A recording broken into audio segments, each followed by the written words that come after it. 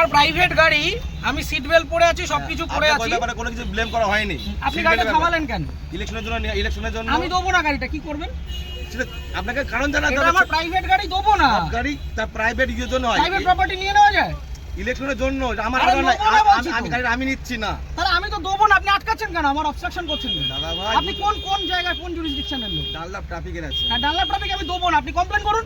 কমপ্লেনের কোনো ব্যাপার নাই। আপনারা আরে আপনার রিকুইজিশন আমি গাড়িটা দেবো না, আপনি আমাকে অবস্ট্রাকশন করবেন? আপনি এই গাড়ি চালান তো, এটা ইয়ার কি হচ্ছে নাকি এটা রাস্তার মধ্যে? উত্তেজিত হচ্ছেন আপনি এভাবে। তাহলে আপনি গাড়িটা থামালেন কেন? কি অপরাধ আমার? এটা নিয়ম। আমার অপরাধটা কি?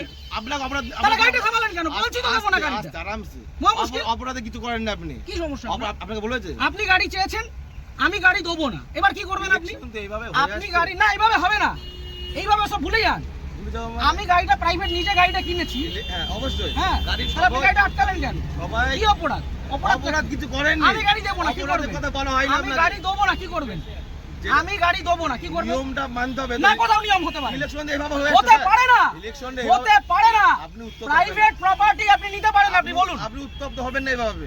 আপনি বলুন কি আমার করা কাজের যায়? জন্য নয়, গভর্নমেন্ট কাজের জন্য। না, গভর্নমেন্টের কাছে দেবো না। অলরেডি নেওয়া হয়েছে। আমি গভর্নমেন্টের কাছে আমার নিজের গাড়ি দেবো না, আমার কাজ আছে, আপনি কি করবেন?